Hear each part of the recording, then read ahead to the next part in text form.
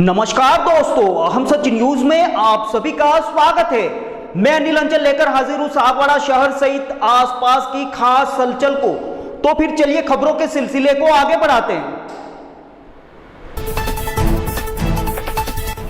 डूंगरपुर जिले के सागवाड़ा तहसील के खड़गदा स्थित क्षेत्रपाल तीर्थ पर हाल ही में हुए संत समागम महासम्मेलन में कई संत मेट कोतवाल पहुंचे। सम्मेलन में बेणेश्वर पीठाधीश्वर महंत अच्युतानंद महाराज ने खुलकर अपनी बात रखी। इस मौके पर उन्होंने क्या कुछ खास कहा, आइए आपको दिखाते हैं। ब्यूरो रिपोर्ट अनिल अंचल, हम सच न्यूज सागवाड़ा। उन्होंने एक बात कही थी कि किसी व्यक्ति जो धर्म में आता है ना, उसके अंदर कमी हो सकती है, लेकिन मेरे धर्म में कोई कमी नहीं है। आप मुझ में कमी निकालो, ये चल सकता है, लेकिन मेरे धर्म में कमी निकालोगे, मेरे राम के ऊपर अंगुली करोगे तो ठीक नहीं है। ये उद्गार आपके ही है। ऐसे परम तत्व हमारे शील निधि, गुण निधि, ज्ञान निधि, तत्वदर्शी ऐसे संत महंत को हम प्रार्थना करें कि आपकी आशीर्वादक छाया में पूरा वागड़ चले और आप हमें उद्गार व्यक्त करके दें। ओम ओम ओम। बोलिए भारत माता की, क्षेत्रपाल दादा की। सबको मेरा राम राम राम राम। प्रातः स्मरणीय एक विशाल संत समाज यहाँ पर उपस्थित हुआ है और उनकी सेवा में दिन रात रहने वाले उनके सेवक यहाँ पर आए हैं। मैं सबको राम कार्य के लिए आगे आने के लिए मैं प्रणाम करता हूँ, नमन करता हूँ। पूज्य संतों के सामने बोलना सूरज को दीपक दिखाने के बराबर है। हो सकता है किसी के पास भाषा की समृद्धि न हो, लेकिन जो भाव की समृद्धि लेकर यहाँ पर आए हैं, निश्चित ही आप सब वंदनीय हैं, अभिनंदनीय हैं। भाइयों, भक्तों, आज पूरी दुनिया जिस गति से आगे बढ़ रही है और यहाँ तक कि चांद पर भी मनुष्य पहुँच चुका है, और आने वाले वर्षों में जिस तरह हम पृथ्वी पर, भूमि पर रहते हैं, वैसे चांद पर भी मकान बनने वाले हैं, ये वैज्ञानिक कह रहे हैं। और ये सब बातें मावजी महाराज ने अपने चौपड़ों के अंदर सचित्र लिखी हुई है। कौन जानता था कि ये सब एकाकार हो जाएगा, लेकिन आज हम देख रहे हैं छोटे बड़े, ऊंच नीच, गरीब अमीर, सबका भेद मिट गया है। थोड़ा संतों ने प्रयत्न किया, थोड़ा वैज्ञानिकों ने प्रयत्न किया, और हम सब एक हो गए। वाघ सारी जोड़े बंधाएगा, एक आरे पानी पिएगा। आज राजा प्रजा का भेद मिट गया और सब एक कानून में बंध गए। देश में लोकतंत्र आ गया। नहीं तो कितना कठिन समय था, एक तंत्रीय शासन था। किस तरह से समाज में भेदभाव, छुआछूत, ऊंच नीच, अनेक कुरीतियों ने अपना साम्राज्य फैला दिया था। और उसी एक कमी के कारण हमारे देश के ऊपर अनेक लोगों ने राज किया, और उसका एकमात्र कारण यही था कि हम विभिन्न समाजों में बटे हुए थे। हमने देखा कि ये जो युद्ध करना है, लड़ाई करना है, ये तो क्षत्रिय समाज का कार्य है, ये कार्य इसका है, ये कार्य इसका है, और एक दूसरे पर आक्रमण होते रहे। हम सोचते रहे कि नहीं, ये काम हमारा नहीं है। और इस तरह से मुट्ठी भर लोगों ने इस देश पर सैकड़ों वर्षों तक राज किया। और आज फिर उस तरह का युद्ध नहीं होने वाला है, क्योंकि हथियारों का युद्ध कोई परिणाम देने वाला नहीं है। हम प्रत्यक्ष देख रहे हैं, रसिया और यूक्रेन लड़ रहे हैं। यूक्रेन एक छोटा सा देश है और रसिया विश्व की ताकत है, लेकिन फिर भी वो यूक्रेन को झुका नहीं पाया। इजराइल और फिलिस्तीन लड़ रहे हैं, हम देख रहे हैं कि हथियार कोई भी परिणाम नहीं दे पा रहे हैं। वो एक ही परिणाम दे रहे हैं, तो वो ये है कि मानवता का दिन दहाड़े कत्ल हो रहा है, दिन दहाड़े लहूलुहान हो रही है धरती। और मावजी महाराज ने लिखा था कि हिरनो पाणो रखते तनाएगा, ऐसा समय आएगा और हम देख रहे हैं। इसलिए लड़ाई झगड़ा युद्ध किसी भी बात का परिणाम नहीं ला सकते। हम संवाद के द्वारा ही भाई को भाई से जोड़ सकते हैं। और अनेक कारणों में, अनेक विवादों में ये बात सामने आई है कि संवाद की कमी ही विवाद को फैला देती है, विवाद को बढ़ा देती है।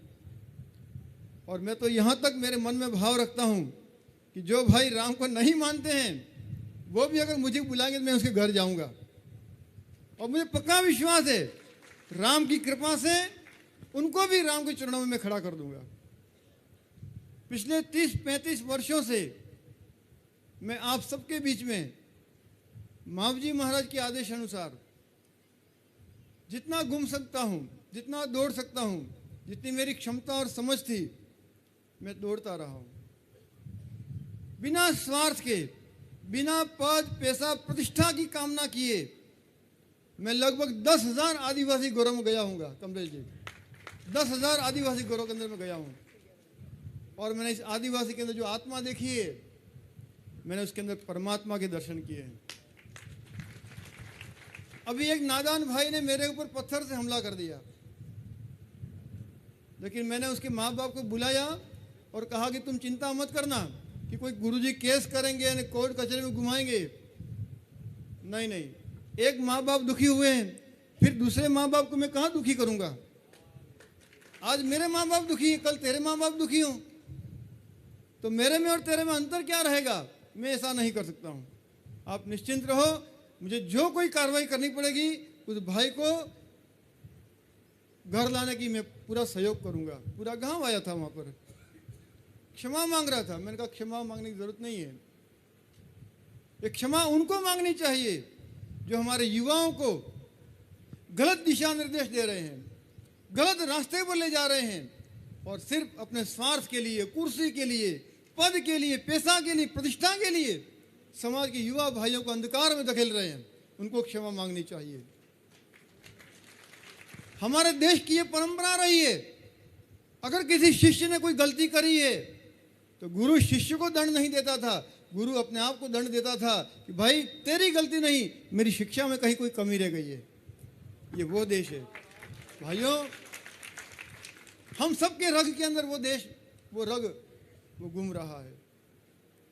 और हमारा राम कोई खाली मंदिर तक, खाली अयोध्या तक नहीं है, वो राम घट घट में बैठा हुआ है, घट घट में बैठा हुआ है। वो कोई राजा का पुत्र है, दशरथ का पुत्र है, उस राम की पूजा नहीं हो रही है।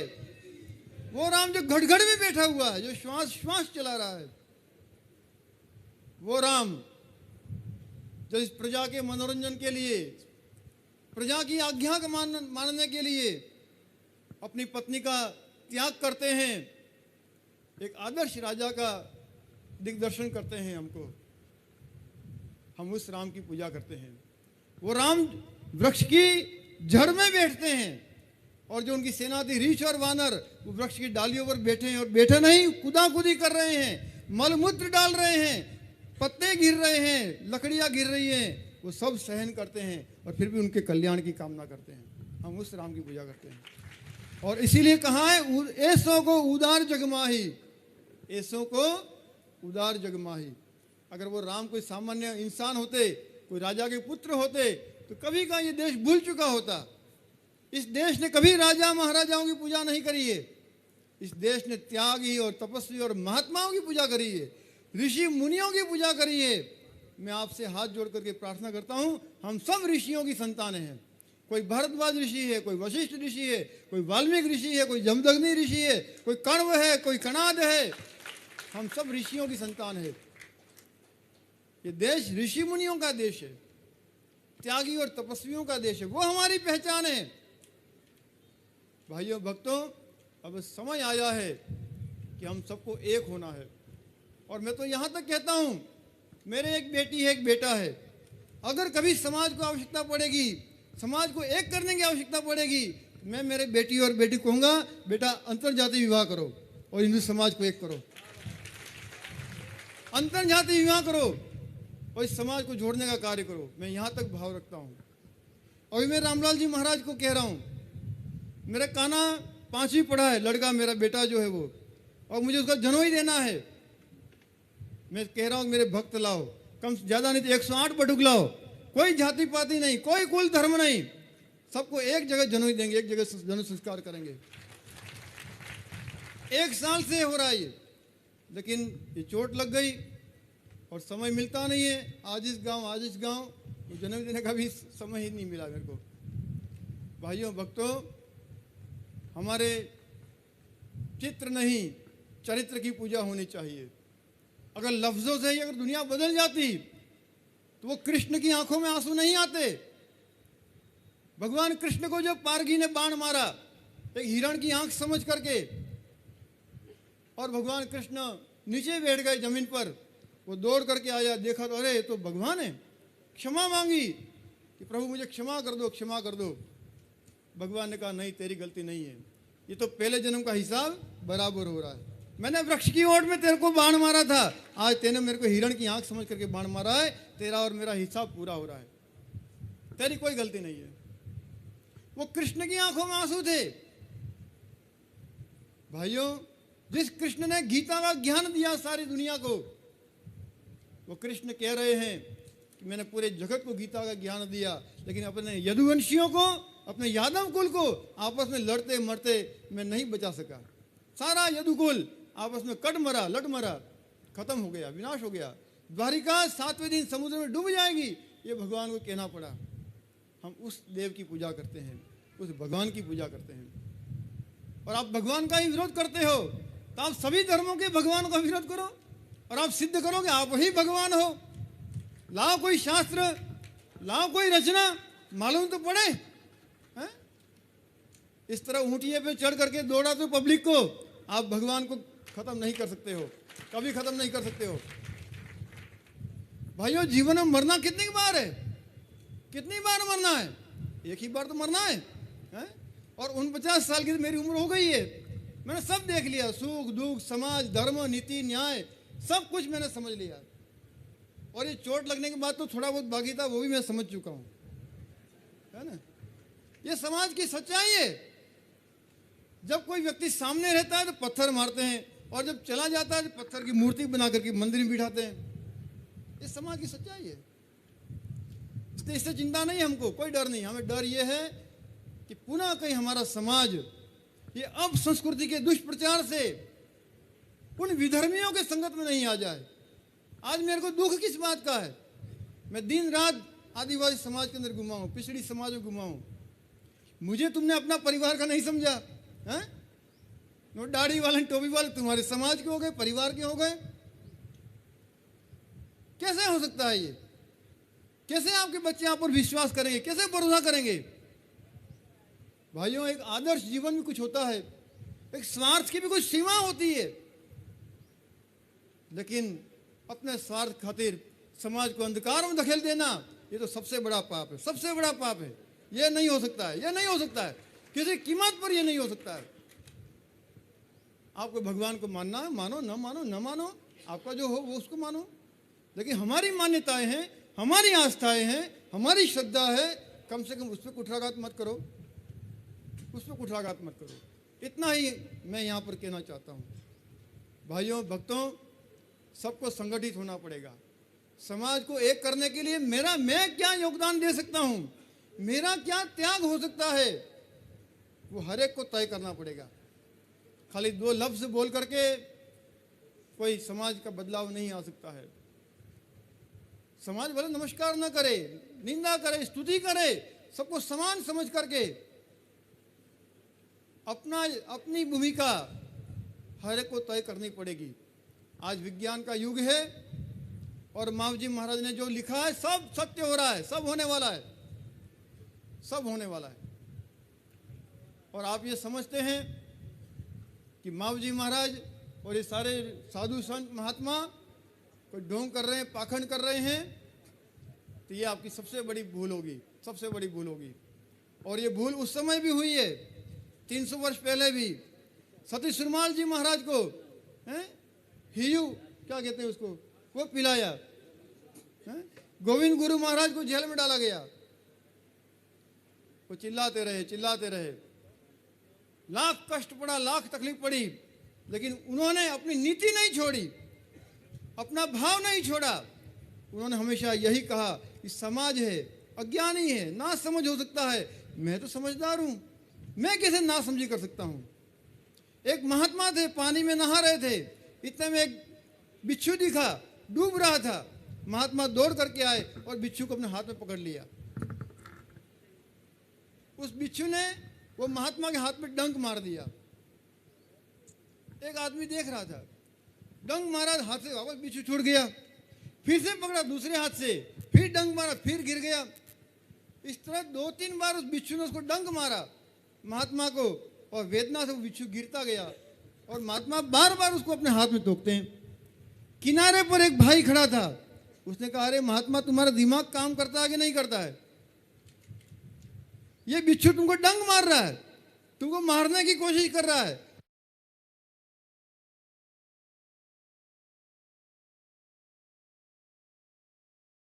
और तुम उसको बचाने की कोशिश कर रहे हो, मरने दो उसको।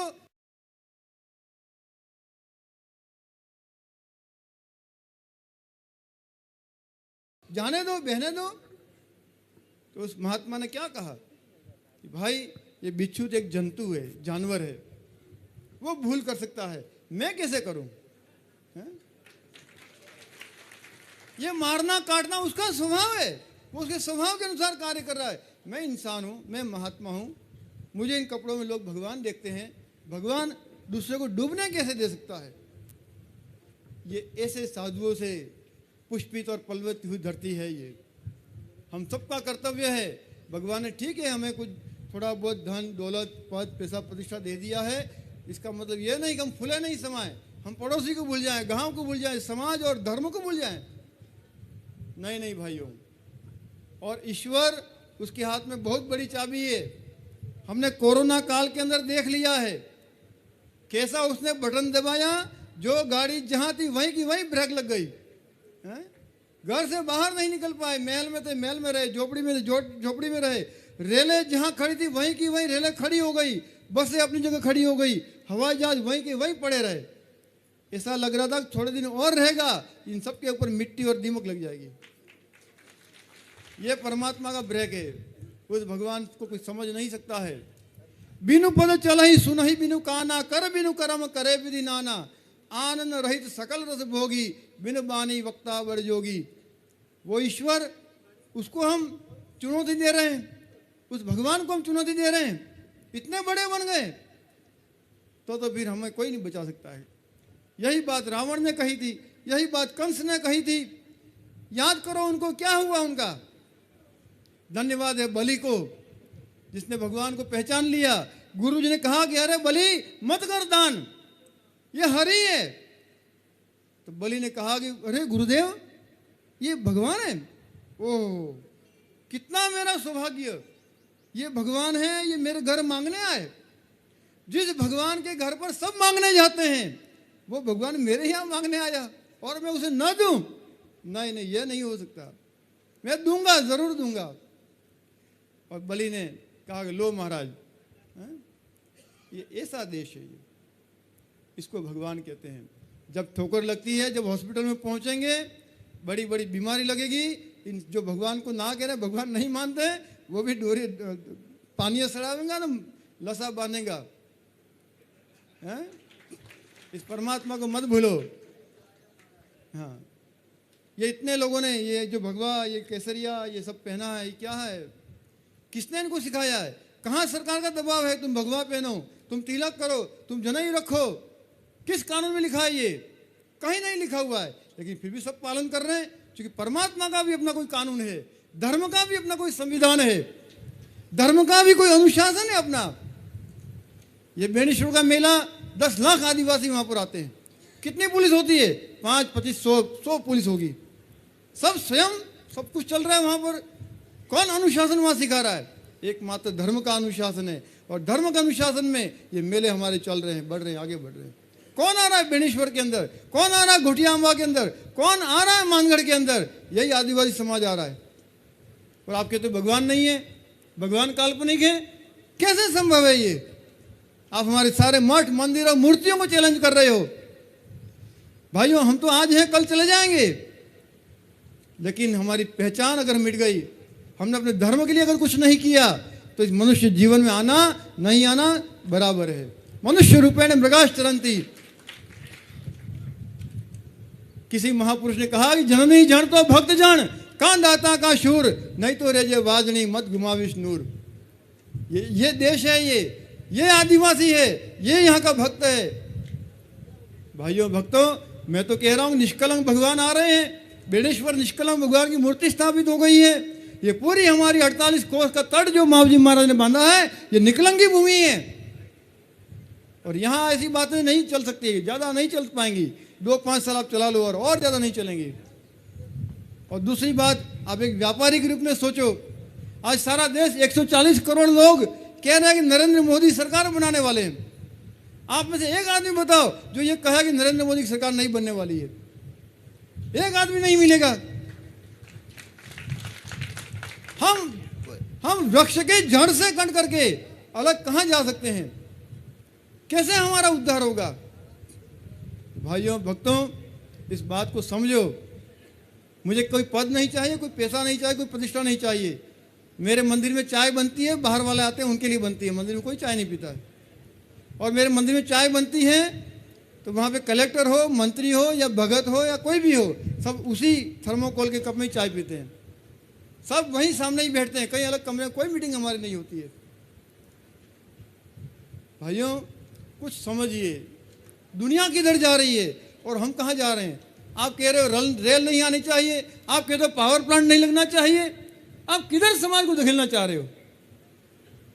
आप कितना झूठ बोल रहे हो अपने भाइयों से। नहीं नहीं नहीं, ऐसा मत करो, ऐसा मत करो भाई। बहुत सारे धंधे हैं कमाने के लिए, खूब कमाओ, कौन रोक रहा है आपको?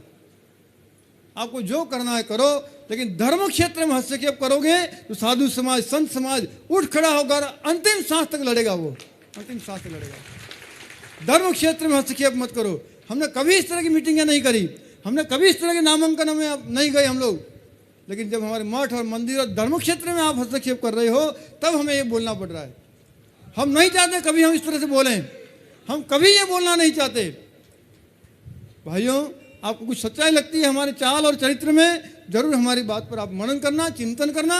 बाकी राम जी की जैसी इच्छा होगी वैसा ही होगा। जय Siya Ram.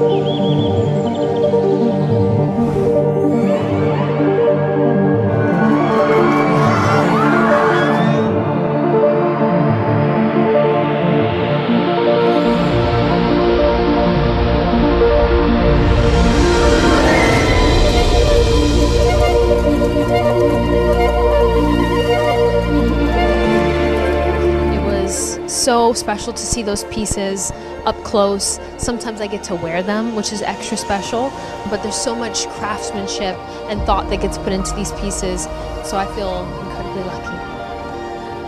It's amazing as always, and it's more special because we're in Venice, so. I thought that the show was absolutely stunning. Some of the pieces are familiar to me, having worn them in the campaign, but I just thought Everything is just so amazing and dreamy. It's really an amazing night. As usual, the gemstones and the pieces that Lucia uses are so exquisite, but the design is so intentional. So I just thought that it took my breath away, honestly. I really felt the jewelry within the women, so that was spectacular to see. It was incredible to see such variety and such representation because, again, it being the Mediterranean, we see all sorts of skin tones and body types.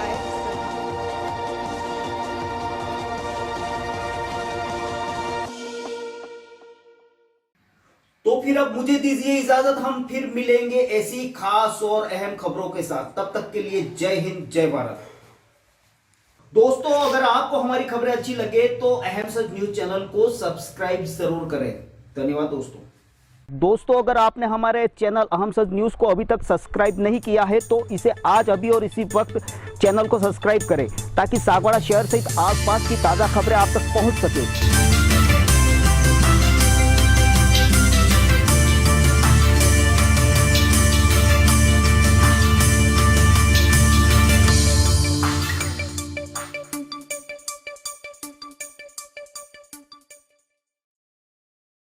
दोस्तों, अगर आपने हमारे channel अहम सच news को अभी तक subscribe नहीं किया है तो इसे आज अभी और इसी वक्त चैनल को सब्सक्राइब करें, ताकि सागवाड़ा शहर सहित आसपास की ताज़ा खबरें आप तक पहुंच सके।